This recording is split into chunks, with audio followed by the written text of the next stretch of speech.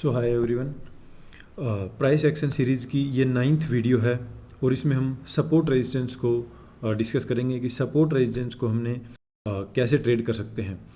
अब कॉन्फ्लुएंस वाली जो वीडियो थी मैंने उसमें सपोर्ट रेजिस्टेंस का बेस्ट यूज बताया था कैसे हो सकता है। उसमें 4-5 प्राइस एक्शन को हमने कंबाइन किया था। यहाँ पे हम अलग से थोड़ा डिस्कस करेंगे, थोड़ा सा इन डेप्थ हम डिस्कस करेंगे। तो चलिए स्टार्ट करते हैं। ये 9th वीडियो है, तो चलिए स्टार्ट करते हैं। अब सबसे पहले हमें सपोर्ट रेजिस्टेंस को ढूंढना होगा। ठीक है, चलिए हम मार्क करते हुए चलेंगे। सो इस पेंसिल से ही मार्क कर देता हूँ। चलो देखो, ये एक रेजिस्टेंस है, ये डेफिनेटली एक रेजिस्टेंस है। ठीक है, चलिए अब इसी को डिस्कस कर लेते हैं। चलो, जब मैंने 6th वीडियो में बताया था कि टॉप या बॉटम में कोई न्यूट्रल कैंडल बनती है और हाई वॉल्यूम उसमें रहता है, जहाँ पे बायर और सेलर की खूब लड़ाई होती है और जिस भी साइड ब्रेकआउट होता है उस साइड प्राइस चल देता है। अब वही एग्जांपल को देखो कैसे सपोर्ट रेजिस्टेंस के साथ कंबाइन करता हूँ। ये अपना रेजिस्टेंस है और ये बड़ा टाइम फ्रेम है 75 मिनट का। देखो यहाँ से यहाँ पे हमने इन दोनों को मिला के हमने ये रेजिस्टेंस ड्रॉ कर दिया। अब यहाँ पे प्राइस नीचे जाके आता है, यहाँ पे बनती है न्यूट्रल कैंडल। ये देखो, ये वाली न्यूट्रल। और मैंने एग्जांपल में बताया था, 5th वीडियो में मैंने बताया था, नहीं सॉरी 6th वीडियो में मैंने बताया था कि ये हाई वॉल्यूम के साथ बनी थी। अभी वॉल्यूम मैंने प्लॉट नहीं कर रखा, इसमें हाई वॉल्यूम था। यहाँ पे इसका ब्रेकआउट होगा तो देखो यहाँ पे रेजिस्टेंस कंबाइन हो गया किसके साथ, हमारे 7 स्टार सेटअप के साथ। Doji candle plus high volume, उसके साथ रेजिस्टेंस कंबाइन हो गया। सो ये ट्रेड में कन्विक्शन और भी ज़्यादा आएगा और आप एग्जीक्यूट कर सकते हैं और बहुत अच्छा चला भी। ठीक है, चलिए अब यही सेम जोन सपोर्ट जोन भी है। ये देखो, अब ये जोन होती है, कभी भी एक सिंगल लाइन नहीं होती, थोड़ी सी जोन होती है जहाँ पे मैक्सिमम पॉइंट टच करने चाहिए। आइडिया यही रहता है कि मैक्सिमम पॉइंट टच करें। सो ये जोन बनती है तो जस्ट मैं इसको इरेज कर देता हूँ, क्योंकि कहते हैं तो मैं इसमें एक रेक्टेंगल ड्रॉ कर देता हूँ। यस,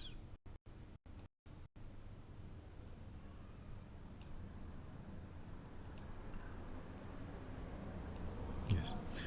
सो देखो, सपोर्ट है। अब सपोर्ट में हमें क्या देखना है, ये देखो मैं आपको दिखाता हूँ। सबसे पहली चीज़, बड़ी बड़ी ग्रीन कैंडल।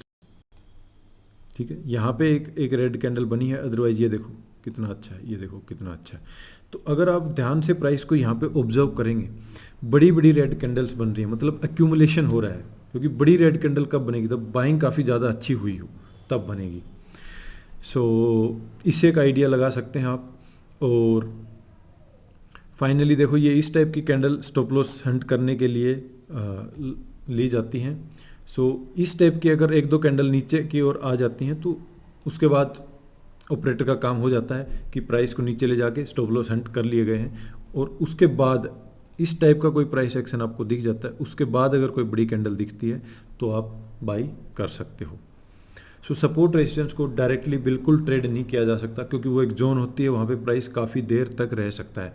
लेकिन उसके अंदर, उस जोन के ऊपर या नीचे प्राइस क्या कर रहा है, उसके अंदर कितनी कैसी बार्स हैं, उस सब को एनालाइज किया जा सकता है। उसी को प्राइस एक्शन बोलते हैं, प्योरली प्राइस को एनालाइज करना क्या कर रहा है।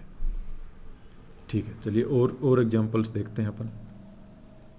सपोर्ट रेजिस्टेंस को डायरेक्टली ट्रेड नहीं किया जा सकता।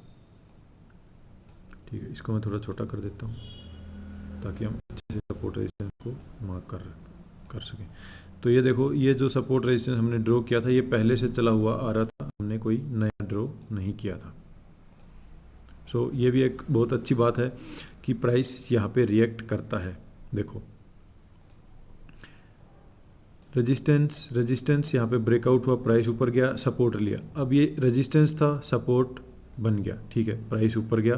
देखो, ये सपोर्ट था, अब ये रेजिस्टेंस बन गया, ऊपर से मूविंग एवरेज है। बस इतना ही ट्रेड बहुत है, कॉन्फ्लुएंस ट्रेड हो गया। और इसको आप फिबोनाची के साथ भी कंबाइन कर सकते हो। ये देखो, यहाँ से यहाँ एग्जैक्टली 38% का 38% की ये जोन है, 38% का रिट्रेसमेंट है। बस इतना ही देखना होता है, और क्या देखना होता है हमें।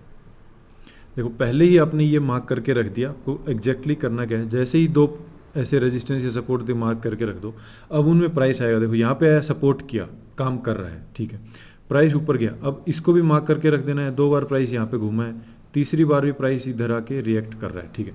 अब देखो मूविंग एवरेज है, प्राइस रिएक्ट कर रहा है, फिबोनाची का 38% का रिट्रेसमेंट है, और क्या चाहिए। अगर आपको बहुत ज़्यादा कंफर्म होना है, ये ट्रेड ले सकते हो, या फिर जैसे ही अब ये प्राइस इसके नीचे गया, अब ये देखो यहाँ पे रिएक्ट कर रहा है, बड़ी सी रेड कैंडल, यहाँ पे आप ट्रेड ले सकते हो। फिर से यहाँ पे गया ट्रेड, रजिस्ट कर रहा है, डबल टॉप बना है, ये देखो डबल टॉप बना है, यहाँ पे ट्रेड ले सकते हो।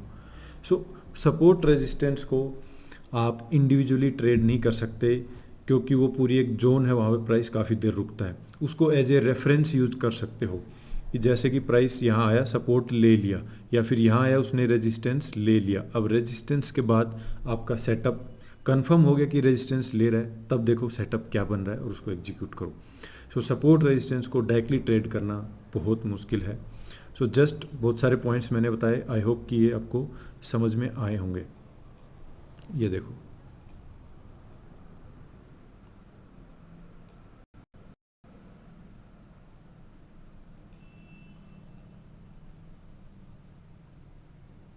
जस्ट एक जोन मैंने छोटी सी बनाई है, ये रेजिस्टेंस था, देखो यहाँ पे ये रेजिस्टेंस है,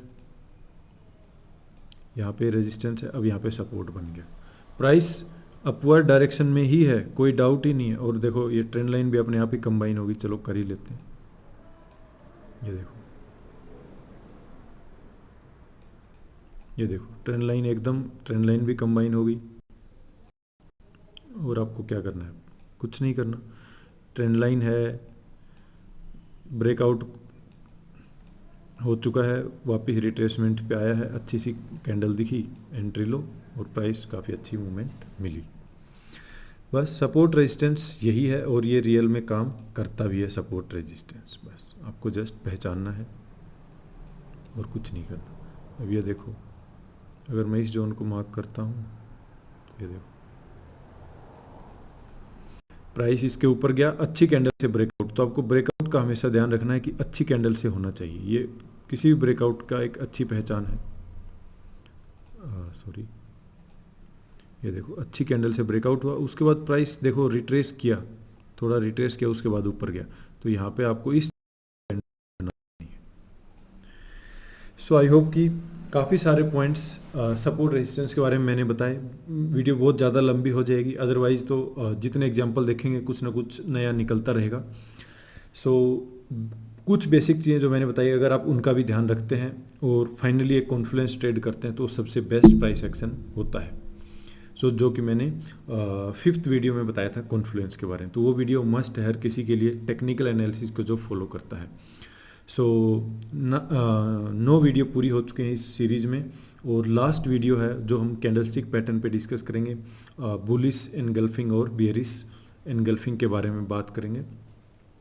दैट्स इट। फिर ये प्राइस एक्शन सीरीज पूरी हो जाएगी। और भी पॉइंट्स हो सकते हैं प्राइस एक्शन के, लेकिन ये 10 को भी आपने अच्छे से डिफरेंट चार्ट पे प्रैक्टिस कर लिया, 100-200 बार ध्यान में रखा, ये भी मोर देन सफिशिएंट है। इतना आप फॉलो भी नहीं कर पाओगे। सो चलिए नेक्स्ट वीडियो स्टार्ट करते हैं, और चलिए नेक्स्ट वीडियो क्लोज करके ही स्टार्ट करते हैं।